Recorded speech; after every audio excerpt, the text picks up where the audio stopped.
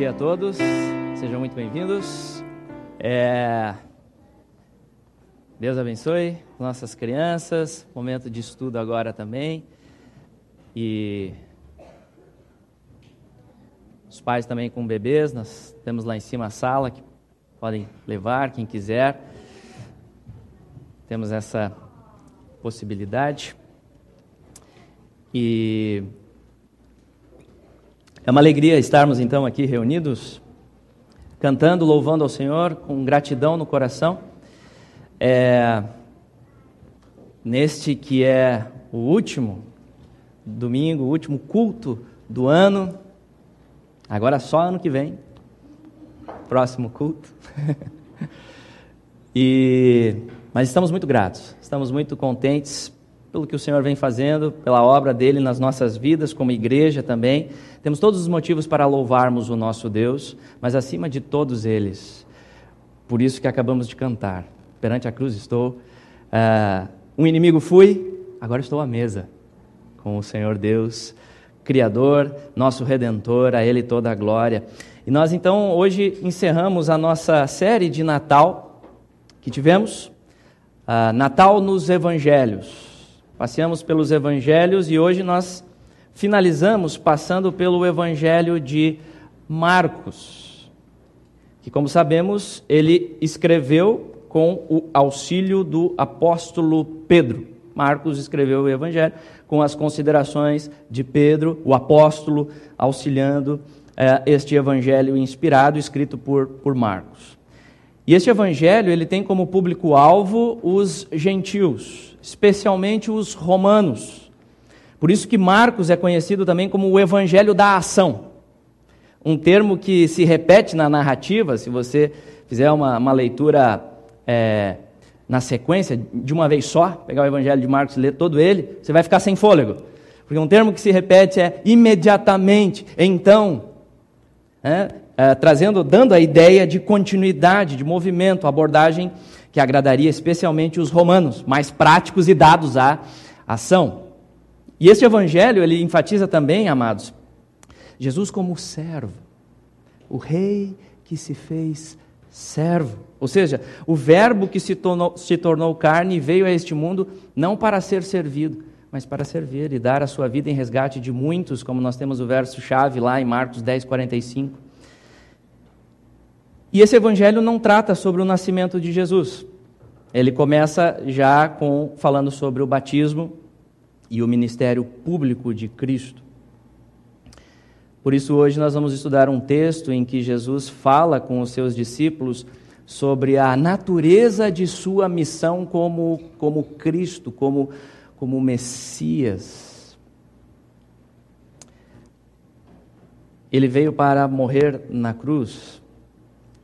E como nós também, como discípulos de Jesus, devemos tomar a nossa cruz e seguir o Verbo encarnado como seus servos. Então, em nossa mensagem, amados, vamos falar hoje sobre alguns aspectos do verdadeiro discipulado. Que aspectos são esses? Do custo do discipulado, de se seguir o Rei Servo. E depois nós vamos concluir com mais algumas aplicações finais relacionadas à nossa série. Ok? Então esse será o nosso assunto hoje. Para começar, vamos ao nosso Deus buscá-lo em oração.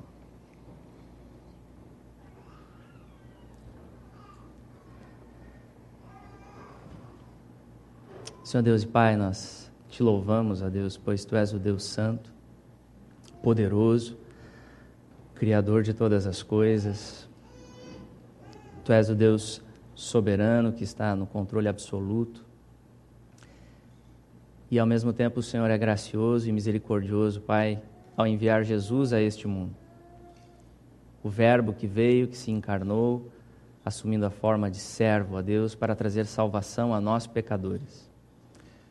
Pai, obrigado por essa gloriosa mensagem do Evangelho. E diante de nós está também esse desafio que Jesus lança para aqueles que pretendem, que querem, que almejam ser os seus discípulos. Ó Pai, fala conosco nessa manhã. Ensina-nos essas verdades. Pai, traz agora a concentração que só o Teu Espírito Santo pode produzir. Opera, Senhor, traz cativos os pensamentos a Cristo. Senhor, leva embora as nossas ansiedades e preocupações agora relacionadas ao fim do ano, aos festejos, à semana agitada que tivemos. Pai, traz agora o anseio por ouvir a Tua voz, a devoção que devemos ter perante as Tuas Escrituras, que vão ser proclamadas, e que possamos nos aproximar assim realmente como famintos a Deus, como entendendo a nossa necessidade desse meio de graça poderoso que o Senhor usa para nos transformar, que é a pregação da Tua palavra. Faz a obra, Senhor, que só o Senhor pode fazer. Ajuda-me a ser claro, fiel a este texto, segundo a Tua graça e misericórdia. Assim oramos e clamamos em nome de Jesus. Amém.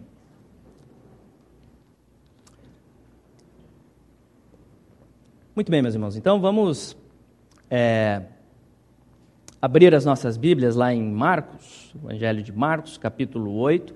Vamos ir lendo o texto aos poucos, conforme a exposição avança. Vamos começar com o versículo 31. A palavra de Deus, então, diz assim: Então começou ele a ensinar-lhes que era necessário que o Filho do Homem sofresse muitas coisas, fosse rejeitado pelos anciãos, pelos principais sacerdotes e pelos escribas, fosse morto e que depois de 3 dias ressuscitasse, e isto ele expunha claramente. Então percebam, meus irmãos, que Jesus, nesta parte do Evangelho, ele começa a ensinar os discípulos sobre a natureza de sua missão como Cristo, e ele fala sobre a sua morte e ressurreição.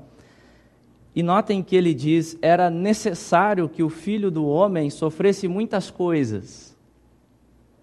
E eu pergunto, por que era necessário? Por quê?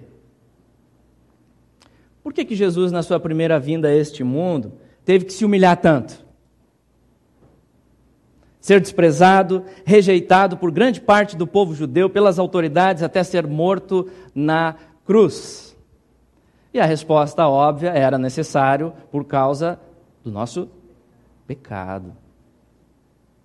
Por causa do nosso pecado. Nós somos, por natureza, transgressores da lei de Deus. É interessante, nessa época do ano, normalmente nós procuramos fazer aquelas resoluções de ano novo.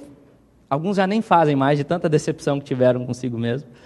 Mas resoluções de ano novo, não é verdade? Aí a gente começa a pensar assim, não, porque esse ano eu vou parar de tomar refrigerante. Chega. Esse ano eu vou começar a fazer dieta. Esse ano eu vou começar a fazer inglês. Não, esse ano eu vou fazer exercício todos os dias. E aí quando chega o final do ano, nós chegamos à constatação, fatalmente acontece, de que falhamos em alguns pontos. E é interessante que nós quebramos as regras que nós mesmos nos colocamos. O que dirá sobre a lei de Deus, que é infinitamente mais importante e digna de nossa obediência. E com a nossa natureza pecaminosa, nós já falhamos, nós já pecamos, como diz Romanos, todos pecaram e carecem da glória de Deus. Isso aponta para a nossa completa necessidade do Salvador, do Verbo que se fez carne. Por isso Jesus ensina aqui que como Messias, ele veio para sofrer e morrer. Pagar a pena que é nossa, que é devida a nós. Pagar pelo pecado do seu povo. E o nosso pecado diante de Deus é assustadoramente grave. Nós somos demorados para entender isso. Mas ele é assustadoramente grave, ele nos separa de Deus, nos faz objetos de sua ira. Mas como disse João Batista, apontando para Jesus, quando ele viu o Verbo, vocês lembram que João Batista disse? Eis o Cordeiro de Deus que tira o pecado do mundo. Portanto, Jesus, na sua primeira vinda, veio a este mundo como o servo sofredor de Isaías 53 para salvar o seu povo de seus pecados. Mas notem que Pedro, em nosso texto, parece que ainda não entendia muito bem isso. Vocês notaram o que Pedro fez aqui? Parece que ele ainda não entende muito bem isso, sobre o quão grave era o seu próprio pecado, o seu desespero, de estar totalmente perdido. Ele ainda não entende isso, ele vai entender mais lá na frente, no processo de discipulado, porém agora no impulso, olha Pedro no impulso, ainda confiando muito em si mesmo, ainda confiando muito na força do seu braço, na carne. Olha o que Pedro faz, ele foi repreender Jesus, ele repreende Jesus por falar essas coisas, chega a ser engraçado, o nosso texto diz no versículo 32, mas Pedro, chamando-o à parte, chamou Jesus para o cantinho, e começou a reprová-lo. E Mateus 16, 22 mostra o que Pedro disse nessa hora, que é o texto paralelo. Tem compaixão de ti, Senhor, isso de modo algum te acontecerá. Chega a ser engraçado, Pedro reprova Jesus, é como se Pedro estivesse dizendo, olha Jesus, eu sei que eu sou apenas um humilde pescador, eu não estudei teologia formalmente, mas essa sua ideia sobre o Messias está errada. Está muito fora de moda, Jesus. Que papo é esse de morte, de sofrimento? Não, Jesus. O Messias, o caminho do Messias é um caminho glorioso. É um caminho vitorioso. O caminho do Messias é um caminho sem cruz. E então Jesus, Pedro ainda estava aqui com a concepção judaica da época, que era o que circulava entre os judeus, sobre a ideia do Cristo, uma ideia de que este Cristo, este Messias, ele seria um grande libertador político. Reformaria todos os problemas da nação de Israel, um libertador político poderoso aos olhos do mundo, que livraria Israel do domínio dos romanos. Percebam que como uma concepção fraca de pecado distorce o entendimento de Cristo. Quando nós não entendemos o quão grave é o nosso pecado, nós nos preocupamos com outras coisas. Na frente disso, que é o mais importante, estamos separados de Deus, rumando para o inferno. Então Pedro está com essa concepção ainda deste libertador, Israel voltaria a ser a maior potência do mundo, e aí Jesus repreende Pedro. Jesus não deixa passar essa. Jesus é duro com Pedro e os seus discípulos, e ele diz, arreda Satanás, porque não cogitas das coisas de Deus. Pedro, você está preso a esse mundo, você é um homem preso às coisas deste mundo. Arreda Satanás. Jesus percebeu, notem meus irmãos, Jesus percebeu nas palavras de Pedro aqui a mesma tentação do diabo, lá no deserto. Vocês lembram? Jesus sendo tentado no deserto, 40 dias, jejum. Jesus percebe nas palavras de Pedro a tentação de Satanás, e lá entre as tentações, Satanás ofereceu para Jesus um reino sem cruz. A glória mundana, se te prostrares e me adorares. O objetivo de Satanás ao longo de todo o ministério de Cristo foi afastá-lo da cruz. Satanás não descansou nisso. Era afastar Jesus do sofrimento da cruz.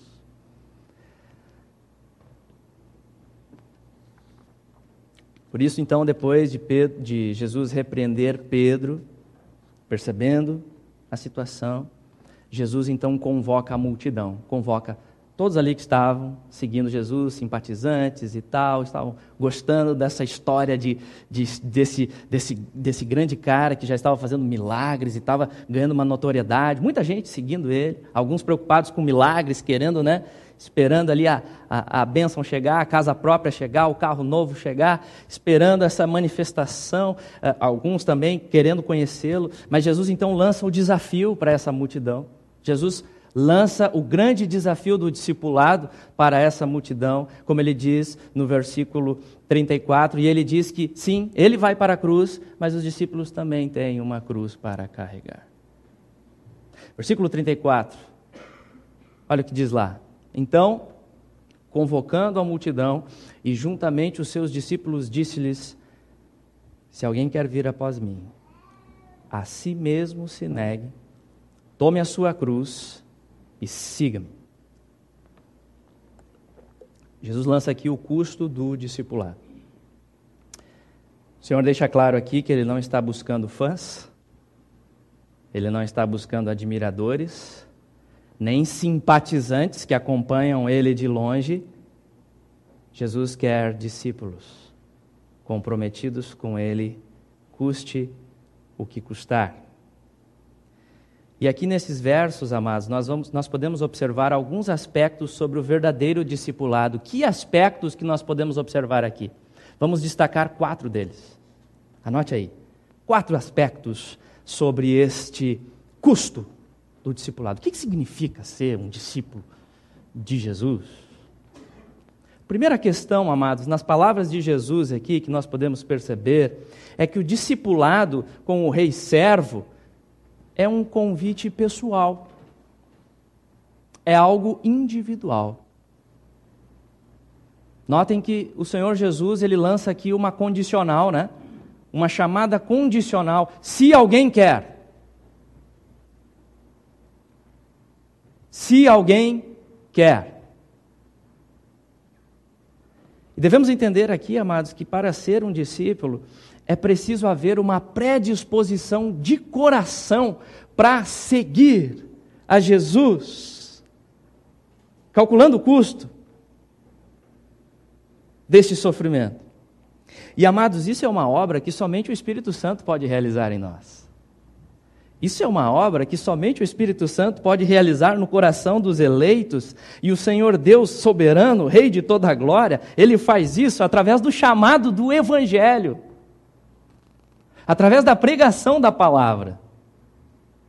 Ele faz isso através deste poderoso chamado por obra do Espírito Santo. Percebam a importância da pregação do Evangelho. E aí é pela palavra que Deus efetua o querer e o realizar em nós. Filipenses deixa isso muito claro. É Deus que efetua.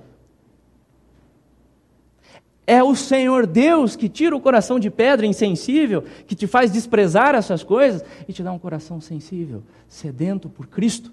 E aí Ele dá novas disposições, entende? Pela pregação da palavra, Ele dá novos ânimos, um novo querer Ele dá pela pregação do Evangelho. E aí o que acontece? Você que antes não estava nem aí para esse papo de Evangelho, esse papo de Bíblia, ok, interessante, até dou uma lida, deixo a Bíblia aberta lá em casa, no Salmo 90, para trazer proteção. Você que estava assim nessa coisa, de repente, pela pregação do Evangelho, você começa a ter um interesse profundo por Cristo. Eu quero Cristo.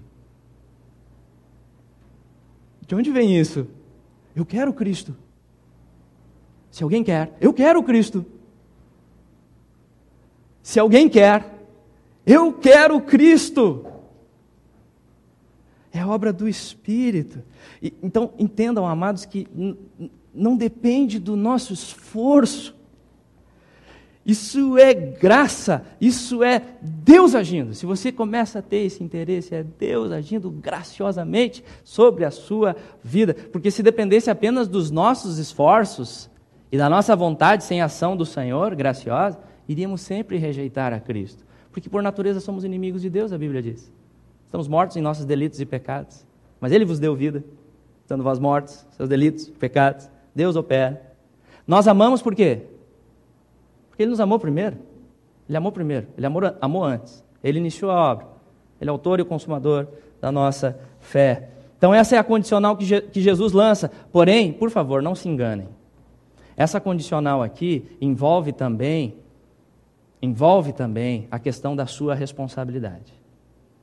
Você é responsável em tomar esta decisão por ser um discípulo de Cristo. Entenda que ninguém pode responder por você. O seu marido não pode responder por você, a sua esposa não pode responder por você, o pastor não pode responder, seu pai não pode responder. O fato de você ter nascido na igreja não faz você crente automaticamente. Essa é uma atitude pessoal, você e o Senhor Deus. Sozinho, reconhecendo, Senhor, eu quero. Eu quero. Tu és o Cristo, eu quero. É gracioso, sim, Deus opera, não vem de nós, é Ele operando, mas você é responsável por finalmente tomar esta decisão. Então esse é o primeiro aspecto. O segundo aspecto, amados, que nós podemos perceber do discipulado verdadeiro, do discipulado de se seguir o Rei Servo, é que ele é um convite para negar-se a si mesmo. Jesus diz: se alguém quer vir após mim, a si mesmo se negue. O discípulo de Jesus é alguém que está disposto a negar-se a si mesmo. Mas o que é isso? O que significa isso? É meio esquisito isso, né? Como assim, negar a si mesmo? Como assim? Né? Você já parou para ponderar isso? Isso leva um tempo, estudar, se demorar. Precisamos labutar sobre essas questões tão caras sobre a nossa salvação, e a gente às vezes esquece, né? Passa batido. O que significa negar-se? Devemos entender, amados, que negar-se aqui não significa a privação de todo e qualquer prazer. Ainda bem, né? As festas de Ano Novo, churrascão sendo preparado. Não é a aniquilação, não é a privação. O livro de Eclesiastes nos mostra isso, né? De provarmos as boas dádivas de Deus e glorificarmos a Deus, porque toda boa dádiva vem dele. O negar-se aqui também não é a aniquilação da vontade, não é uma aniquilação da sua personalidade. Na Idade Média, os monges pensavam que negar-se era fugir da sociedade, se alienar de tudo, por isso eles criaram os mosteiros. Mas não é isso que Jesus está querendo dizer aqui. Então, o que significa? Meus irmãos, negar-se significa não ter mais nenhuma confiança em mim mesmo. Sabe aquela? Deixa comigo que eu resolvo? Não resolve nada. Não resolve absolutamente nada. É abandonar a minha autojustiça, achando que eu posso conquistar algo de Deus com as minhas boas obras. Eu sempre fui tão bonzinho, tão legalzinho. Tudo bem, eu dou umas falhadas, dou umas escorregadas de vez em quando, mas o meu vizinho, vocês não têm noção. Esse aí está perdido. Então, comparando com ele, Deus vai olhar, não, você passa. Não! Negar-se é abandonar toda a minha autojustiça. Negar-se é declarar falência total diante de Deus. Isso é obra graciosa. É doloroso sim, amados. Negar-se é doloroso. Arrependimento produzido em nós pela obra do Espírito dói. Finalmente você negar-se, chegar a essa concepção, essa consciência, essa convicção de uma falência absoluta diante de Deus. Negar-se também é dizer e sentir: miserável pecador que sou. Você já expressou isso? Não só da boca para fora, mas sentindo o peso dessa convicção, sentindo a vergonha, sentindo o desespero. Eu não tenho nada, eu estou perdido. Continuando assim, eu vou para o inferno, por mérito da justiça de Deus. É dizer, miserável pecador que sou, para então expressar a minha completa dependência do Verbo que se fez carne. Negar-se é também dizer não para os meus desejos por glória humana, por reconhecimento, por poder. É dizer não para toda a minha vontade pecaminosa e sim para a vontade de Deus, na certeza de que a vontade de Deus é boa, perfeita e agradável. Eu achava que sabia o que era melhor para mim, até eu conhecer o Deus das Escrituras. E a vontade dele é infinitamente melhor. Os planos dele são bem melhores. Sonhos foram quebrados na minha vida, foram ruídos, projetos, ruídos, mas ele estava no controle, fazendo aquilo que só ele pode fazer, para chamar a minha atenção para ele próprio.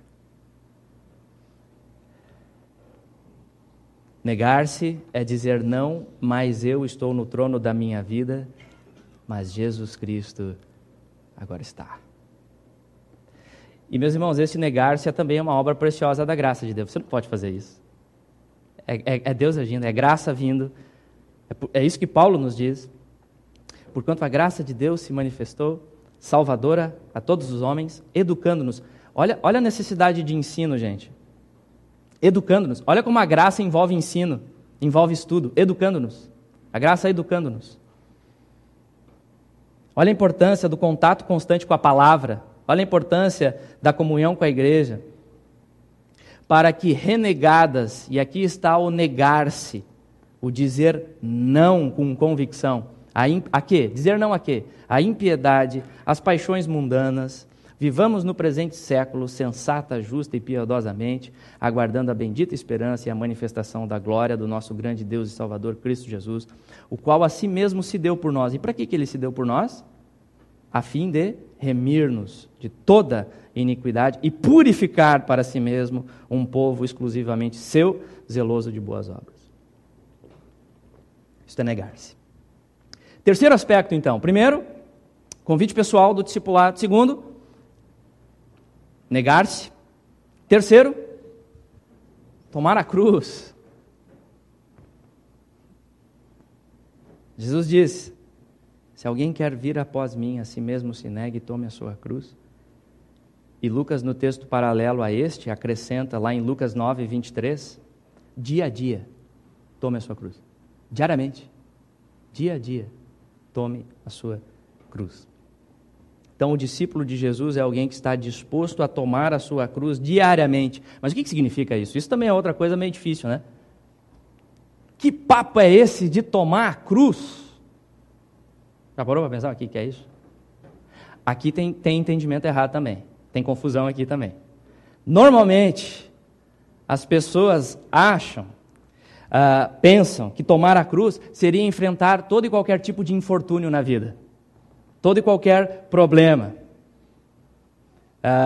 E aí, nesse sentido, a cruz poderia ser uma enfermidade, um filho rebelde, um marido ou esposa difícil, um professor chato. A minha cruz é o meu chefe. Ele não larga do meu pé. Não aguento mais. Né? As pessoas pensam isso. Mas não tem nada a ver com o sentido do texto aqui. Nada a ver. Não é o que o texto está querendo nos dizer. E o que é, então? Devemos lembrar, meus irmãos, que cruz, lá nos tempos bíblicos, o que significa cruz? Cruz é instrumento de desprezo e morte, gente. É a pena capital para o pior dos pecadores, o pior dos criminosos. Se você visse um cidadão carregando uma cruz na procissão, nos tempos bíblicos, você teria certeza, esse aí já era. Esse aí morreu.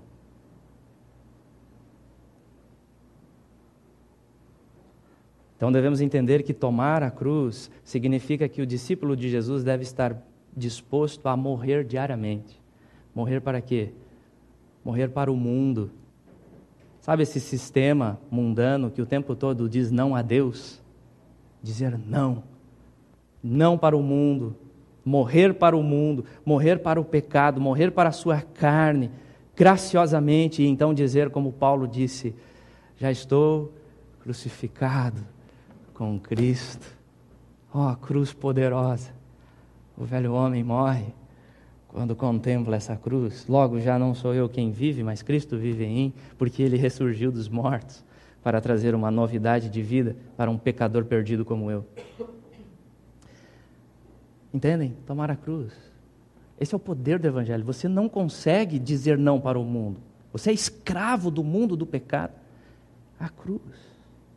Só Cristo. Só Cristo. Só Cristo. Percebem a importância do verbo que se fez carne? E assumiu a forma de servo.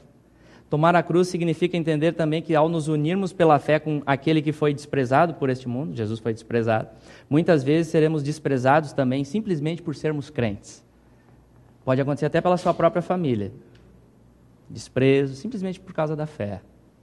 Existe uma pressão natural, uma hostilidade natural deste mundo contra os crentes, simplesmente porque o estilo de vida dos crentes já é uma repreensão para o mundo. Dessa novidade de vida, daquele que está negando, está morto para o mundo. E o mundo despreza, o mundo persegue, o mundo não entende. É só pela graça, é só pela operação de Deus. E o quarto aspecto, amados, e último que nós destacamos aqui no nosso texto, é que o discipulado é um convite para seguir Jesus. O Senhor Jesus diz: se alguém quer vir após mim, a si mesmo se negue, tome a sua cruz e siga-me. E este siga-me aqui, ele é maravilhoso, porque em primeiro lugar ele mostra para os discípulos que Jesus não está dizendo: vão lá e sofram, e morram por mim. Jesus não está dizendo isso. Jesus está dizendo: venham, sofram comigo, morram comigo. Jesus foi na frente, gente. O capitão da nossa salvação foi na frente. Ele resolveu o nosso pior problema.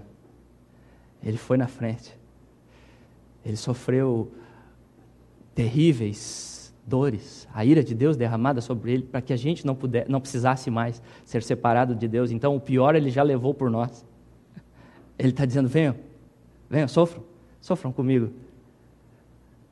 Carreguem o peso do discipulado comigo. E isso faz toda a diferença. Jesus foi, e Ele agora nos ajuda a trilharmos o caminho estreito da obediência à palavra, pelo Espírito que Ele coloca em nós. O Espírito Santo é nosso hoje, simplesmente pela fé em Cristo. O Espírito dele conosco. É por isso que Jesus disse que o jugo dele é suave, o fardo dele é leve, Ele está conosco. Isso faz toda a diferença. Portanto, seguir aqui significa obediência contínua. É um andar, é um caminhar diário com Cristo, se assemelhando a Ele. A cada dia que passa, buscar se assemelhar com o Senhor Jesus, com a atitude principal que Ele demonstrou, que é servo. Servo. É claro que nós vamos falhar, o crente ainda luta com o pecado no processo de santificação, altos e baixos, mas pela graça de Deus em nós, pelo Espírito habitando em nós, pela palavra, pelo estudo da palavra, nós vamos começar a amar a Deus acima de tudo e amar o nosso próximo como a nós mesmos. Santificação envolve altos e baixos, nós falhamos, pecamos, o crente ainda peca, e a carne contra o Espírito é uma luta ferrenha, por isso que o arrependimento tem que ser constante e crescente na vida do crente, confissão de pecados constante, prestação de graça com os irmãos é tão importante porque o pecado nos cega, nos pega, nos endurece, nos faz perder o rumo, nos faz perder o foco naquilo que é o mais precioso da nossa vida, que é seguir Cristo.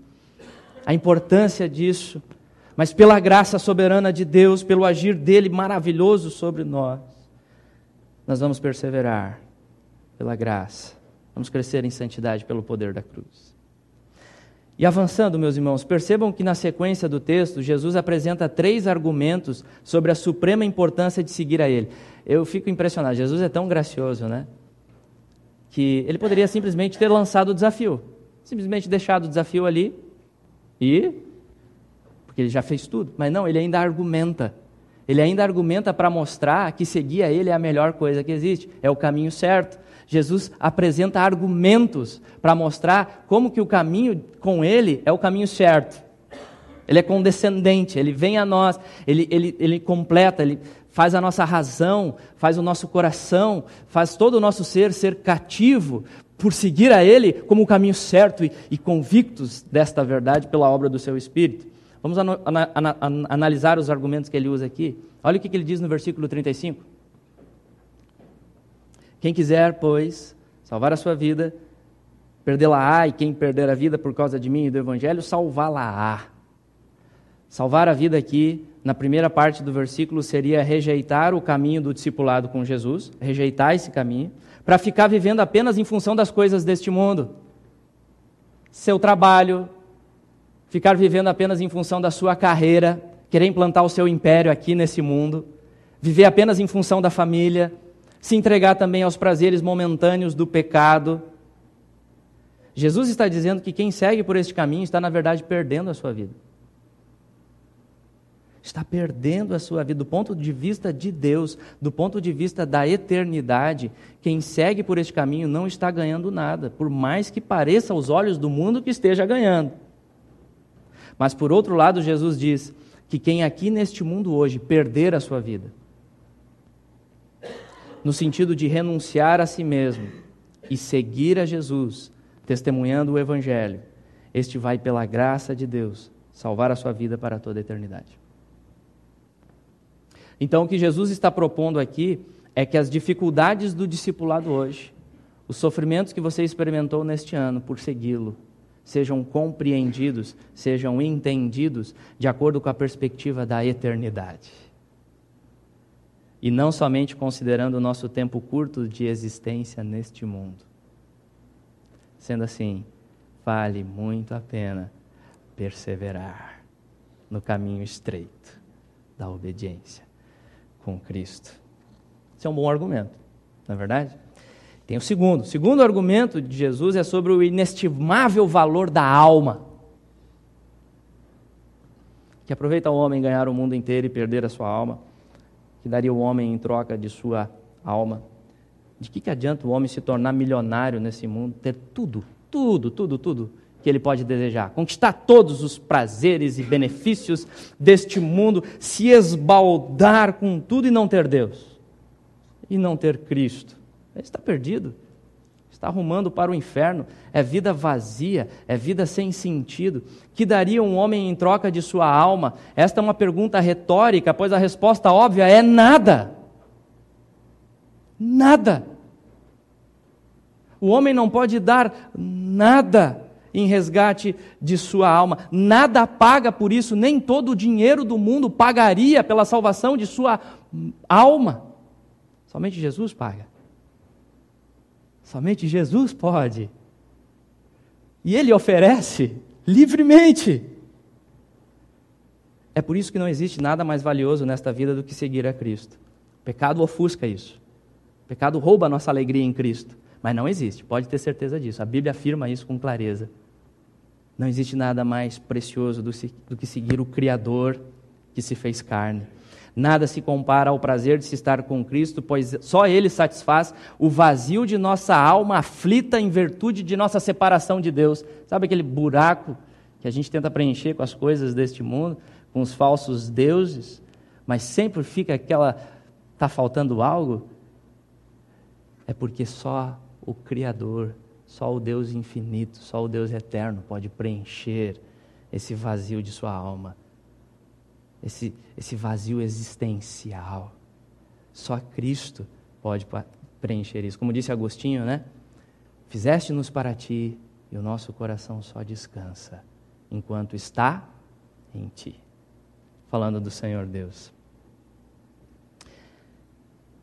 E o terceiro argumento de Jesus é o resumo disso tudo no versículo 38.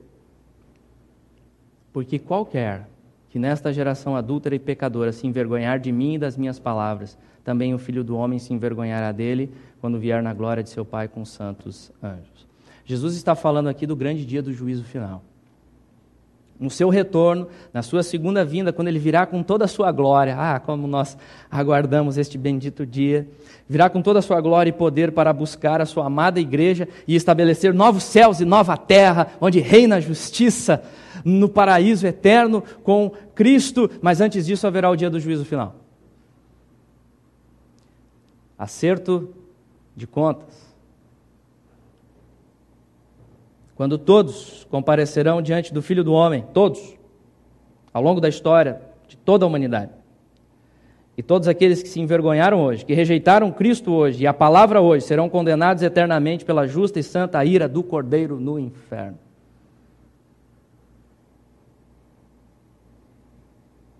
Mas aqueles que pela graça reconhecerem Jesus hoje e o seguindo Ele pela fé, como seus humildes servos, serão recebidos com as incríveis palavras: vinde benditos de meu Pai, entrai na posse do reino que vos está preparado desde a fundação do mundo. Qual será a sua condição naquele dia?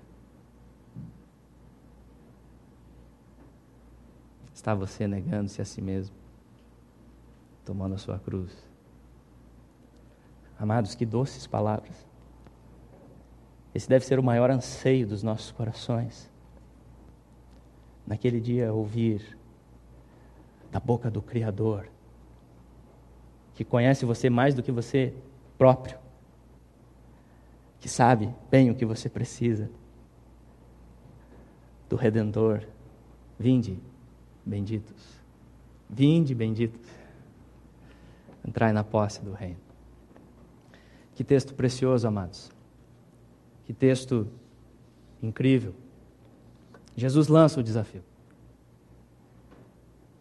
Que possamos meditar nestas palavras. E vamos concluir com mais algumas aplicações, duas aplicações finais,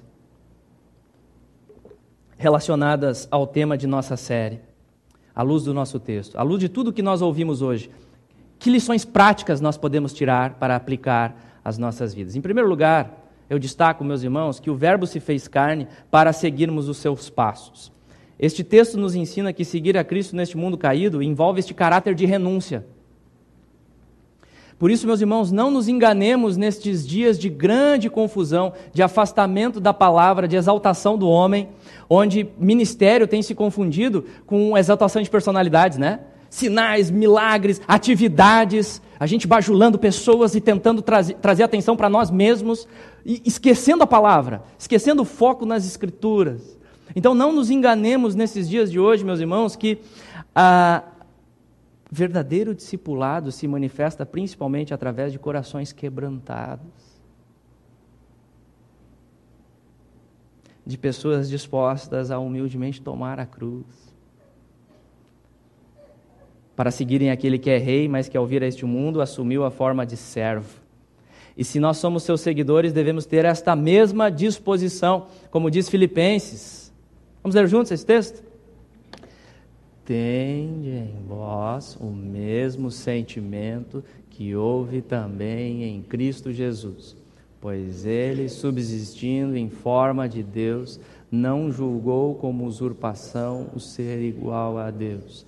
Antes a si mesmo se esvaziou, assumindo a forma de servo, tornando-se em semelhança de homens, e reconhecido em figura humana. A si mesmo se humilhou, tornando-se obediente até a morte e morte de cruz.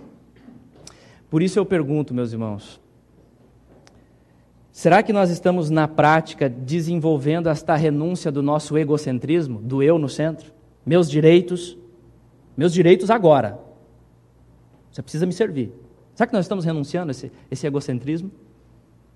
Será que nós estamos conseguindo, pela graça de Deus, e praticando a atitude de servo no nosso dia a dia, pela graça de Deus conosco?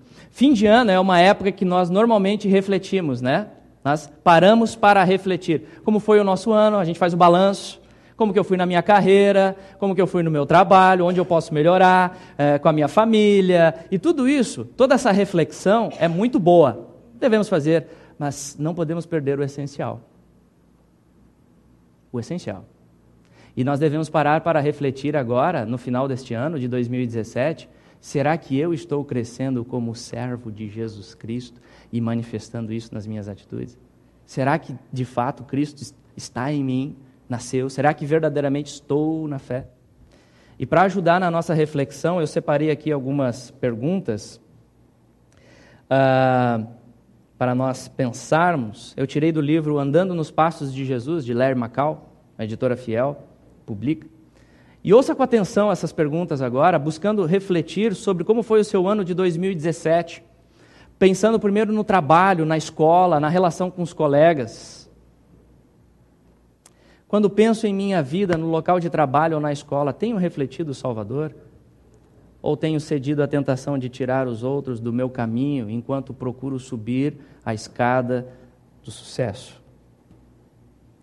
Meus colegas de trabalho me conhecem como alguém que usa as pessoas ou serve as pessoas? Esta é a verdade sobre os meus relacionamentos, não apenas com superiores, mas também com pessoas que estão abaixo de mim. Por exemplo, como você trata as pessoas que te servem no trabalho, nos restaurantes, os garçons, os vendedores na loja, com uma postura humilde, amigável ou arrogante, em tom de exigência? Isso fala bastante sobre a nossa atitude de servo. Na escola, na faculdade. Tenho disposição em servir ao Senhor em meu trabalho diário, ainda que não receba nenhum reconhecimento? Lembrando que como servos do Senhor nós trabalhamos para a glória de Deus, não para homens em primeiro lugar, seja a profissão que tivermos. Está você trabalhando para a glória de Deus com aquilo que Deus está dando para você fazer? E agora pensando, reflita sobre a sua vida, como foi o ano de 2017. Não se engane no caminho do discipulado. Simplesmente estar na igreja não faz ninguém crente. Agora refletindo sobre, na igreja, na comunhão da igreja. Você já é um membro participativo da igreja? Você já está buscando servir na igreja, se submetendo, buscando servir os irmãos, se submetendo biblicamente à liderança da igreja, não para a sua própria glória, por conveniência, mas por seu amor ao Cristo, por amor a Ele. Quando avalio o meu relacionamento com outros na igreja, tenho esperado ser servido ou tenho tomado a iniciativa de servir os outros? Estou disposto a servir somente nos ministérios que recebem alguma forma de recompensa? Ou tenho refletido o caráter de meu Senhor servindo naqueles ministérios menos glamurosos, tais como preparar uma refeição para uma pessoa doente, limpar a casa para um membro da igreja que esteja desolado pela perda de um parente, ou fazer uma doação financeira anonimamente? Normalmente a gente busca aquele que dá mais visibilidade. E nada errado com esses ministérios, se o Senhor nos chama para eles, devemos exercê-los, mas não aspirando à posição, não aspirando à glória humana, os aplausos, mas aspirando o serviço que aquela posição demanda para a glória do meu Senhor, que eu amo acima de tudo, para a edificação dos santos que precisam conhecer este Cristo. Então tudo que eu fizer vai ser com este objetivo, de tornar este Cristo mais conhecido pela igreja.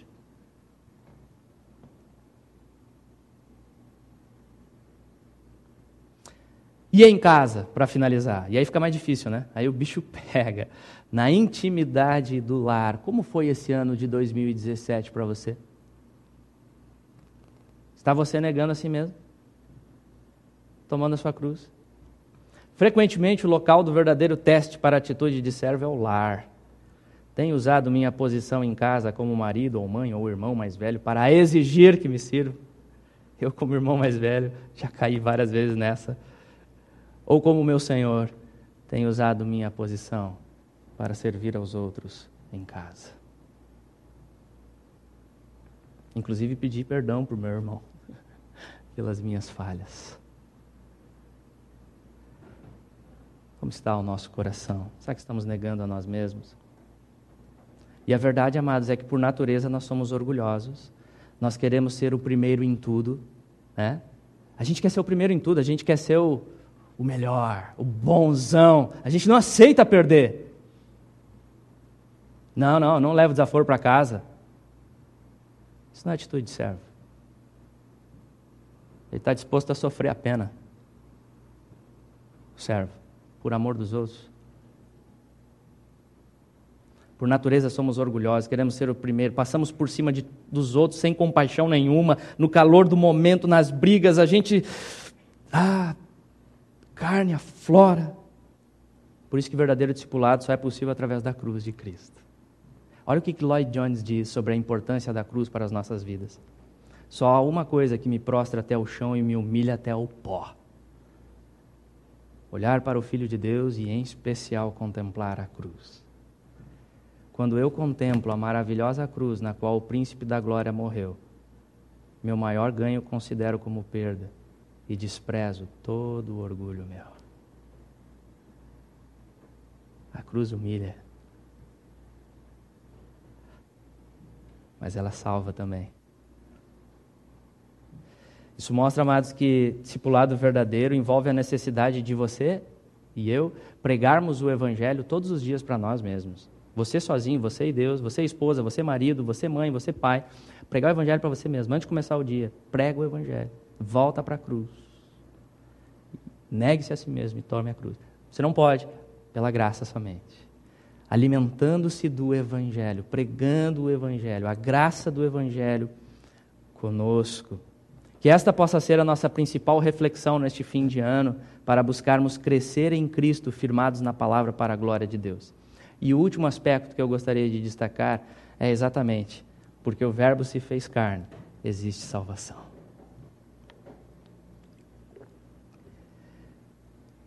Amados, que mensagem de grandiosa alegria nós aprendemos nessa série de Natal. Salvador veio e nós precisamos dele, como vimos hoje. Precisamos mais do que imaginamos. E como nós aprendemos aqui nesse texto, é muito interessante, porque vocês notaram que antes de Jesus falar para os seus discípulos que eles deveriam negar a si mesmos, antes de Jesus lançar esse desafio, ele falou da cruz dele. É bem antes, gente. Ele fala antes de lançar, ele fala sobre o que ele veio fazer. Não o que nós devemos fazer, entende? O Evangelho é uma declaração, antes de mais nada, daquilo que Deus fez por nós. É Deus buscando o pecador e não o que nós podemos fazer para buscá-lo, para alcançá-lo, para recomendar as nossas vidas diante dele. E nós, então, ao entendermos este Evangelho, devemos nos apropriar destas boas novas.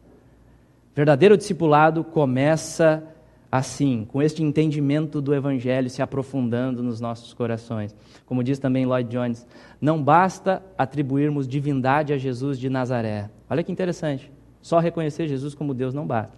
Não é suficiente que creiamos em seus milagres e suas obras sobrenaturais. E aqui está, isso é incrível, nunca se esqueçam disso. Nós somente estamos seguindo a Cristo real e verdadeiramente quando cremos que é Ele quem opera a nossa salvação, através do seu corpo quebrado e o seu sangue derramado. Jesus Cristo se oferece a nós, crucificado e ressurreto, alguém que foi ferido pelos açoites que nós merecíamos, que deu sua vida em resgate por muitos, que pelo seu Espírito Santo, glorioso Espírito, quer habitar em nós, que não só nos liberta da culpa do nosso pecado passado, mas que também nos liberta do poder do pecado, ele age em nós. E que está diante de nós dizendo, apropriem-se de mim. Entende? Não é na sua força. Tudo nele. Tudo nele. E é se apropriando dele diariamente, da sua carne e do seu sangue. Diariamente. Seu corpo partido por nós. Sua ressurreição gloriosa. Que nós podemos seguir o caminho do discipulado. A glória é toda dele por nossa salvação, de início ao fim. E se você está aqui hoje e ainda não entregou a sua vida para Jesus, talvez já frequenta a igreja há um bom tempo, mas ainda não parou para calcular o custo, não teve essa decisão de comprometimento mesmo com ele. Se esse é o seu caso, mas finalmente você vem se reconhecendo hoje um pecador, finalmente está caindo a ficha. Começa a entender que não é por você mesmo, que você está perdido. Finalmente, se isso acontece com você, é graça, é Deus agindo. É Deus agindo. Não endureça mais então o seu coração. E agora se renda a Ele, corra para Ele. Aproprie-se de Cristo hoje, corra. Arrependa-se dos seus pecados e alegre-se nele. Jesus resolveu tudo na cruz. Tudo que você é, tudo que você tem, coloque aos pés da cruz e siga o Verbo que se fez carne, que se entregou para que nós pudéssemos ter vida eterna em sua presença de grandiosa alegria. E é com essa certeza, amados, que nós podemos enfrentar 2018. 2018 vem aí. 2018 está às portas. Hoje nós vamos comemorar mais uma virada de ano. E se Deus quiser, esse ano virá com suas alegrias, suas tristezas, suas facilidades, suas dificuldades, mas é em Cristo.